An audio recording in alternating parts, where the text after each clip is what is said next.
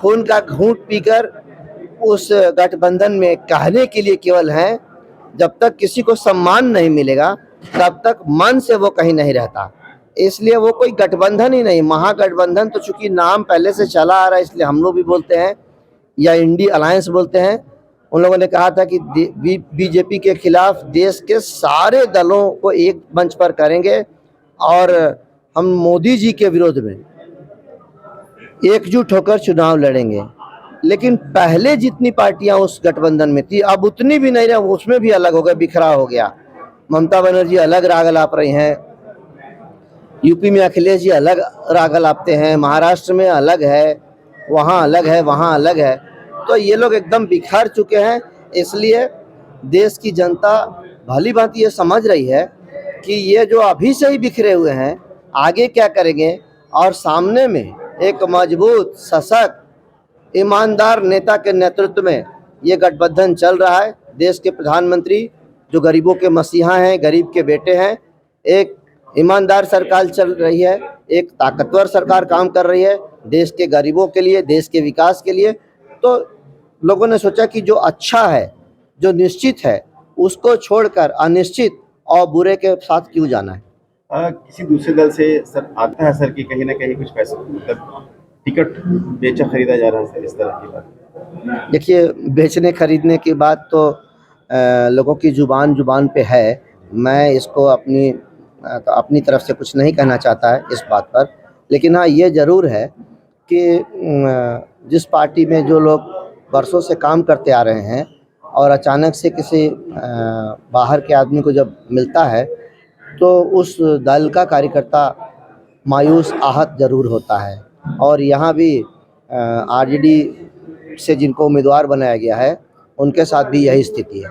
BJP से भी कुछ नेता ऐसे हैं जो बाहर से आए हैं बीजेपी में, उन्हें भी टिकट दिया गया है। तो उस कंडीशन में बीजेपी पर भी ये आरोप लग सकता है कि पैसा लेकर के टिकट दिए। नहीं, बीजेपी सपना में भी कोई नहीं सोच सकता कि बीजेपी जैसी पार्टी में इस तरह का जो बात आपने कहा वो तो मैं दोहरा भी नहीं सकता।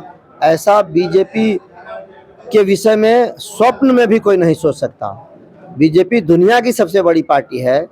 बीजेपी को सहयोग करने वाले, बीजेपी को अपना मदद देने वाले लोगों की कमी नहीं है कि वो उम्मीदवारों से पैसा लेकर और उनको चुनाव लड़ाएगी। ये जो छोटे छोटे दल होते हैं ये इनका काम होता है। इलेक्टोरल बॉन्ड पे बहुत ज्यादा चर्चा चल रहा है, उस पे आपका क्या कहना है? छोटा सा तो उसमें चर्चा क्या चलना है? आप पे आरोप लग रहा है, बीजेपी पे आरोप लग रहा है सबसे ज्यादा फंड लिए, ज्यादा घोटाला किए हैं। तो अगर सबसे एक ही व्यावसायिक घराने ने कई दलों को सहयोग दिया है, कई दलों को फंड दिया है, जैसे किसी एक व्यावसायिक घराने ने ममता बनर्जी को भी दिया, तेलंगाना में वाईएसआर को भी दिया, कुछ कांग्रेस को भी दिया, कुछ बीजेपी को भी दिया। तो इसमें उनकी मर्जी, उन्हें किन्हें सहयोग करना है ये उनका फैसला है। तो आरोप लगने का कहाँ सवाल है कि बीजेपी, और सब कुछ जब ट्रांसपेरेंसी है, सब नाम उजागर हो गए कि किसने किस पार्टी को कितना दिया, तो फिर इसमें घोटाले का सवाल कहाँ है? ये तो जिनकी बुद्धि मंद होगी, जिनके पास ज्ञान का अभाव होगा, वही ऐसी बात कर सकते हैं। मतों की इस बार कार्यकर्ताओं का यह संकल्प है कि 50,000 पार करेंगे। जिस तरह से अब की बार 400 पार है, ठीक उसी तरह से यहाँ के कार्यकर्ताओं ने भी संकल्प लिया कि अब की बार 50,000 पार। एक सवाल पूछना है सर आपको, आप इस चुनाव में आए हैं तो क्या सोच रहे, क्या मन में मनसा लेकर के आए हैं कि बीजेपी के जो नरेंद्र मोदी जी चेहरा होंगे उनके द्वारा, उनके चेहरे से ही चुनाव जीतेंगे, या फिर आपने जो विकास किया है मामले में उस विकास पे आपको वोट मिलेगा? देखिए, नरेंद्र मोदी जी मेरे आदर्श हैं, वो हम लोगों के सर्वोच्च नेता हैं। उनका चेहरा तो है ही, और केवल चेहरा ही नहीं, उनका काम लोगों के दिल और दिमाग में घर कर गया है। गरीब ये समझते हैं कि हमारे घर में यदि चूल्हा जल रहा है, हमारे घर में यदि इज्जत घर है, मेरा मकान बना, मेरे घर में हर महीने 5 किलो राशन आ रहा है, बिना पैसे के, तो ये मोदी जी की देन है। इसके अतिरिक्त, इसके साथ साथ मैंने अपने प्रयास से भी अपने क्षेत्र में सड़क, बिजली आदि चीज़ों के लिए बहुत से विकास के काम कराए हैं। सिंचाई की योजनाओं पर काम चल रहा है, कुछ काम पूरा हो गया है, डैम बन चुके हैं, जैसे ताराबाड़ा डैम बन चुका है, बाकी राजबांध में काम है और जगह काम चल रहा है।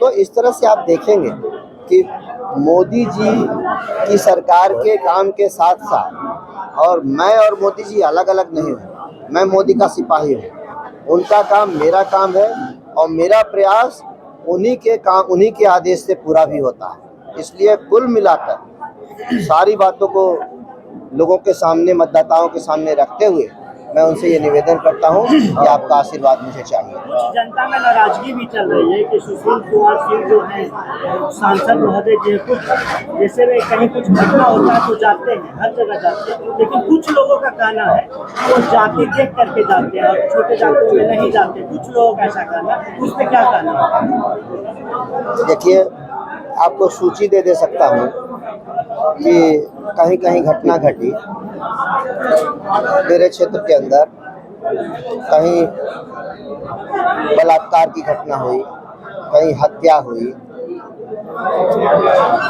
बालू के संबंध में आंदोलन हुआ, उसमें किसी एक बात में आप बता दीजिए, आप ही से मैं सवाल करता हूँ कि उसमें मेरी जात के लोग कहाँ इन्वॉल्व थे।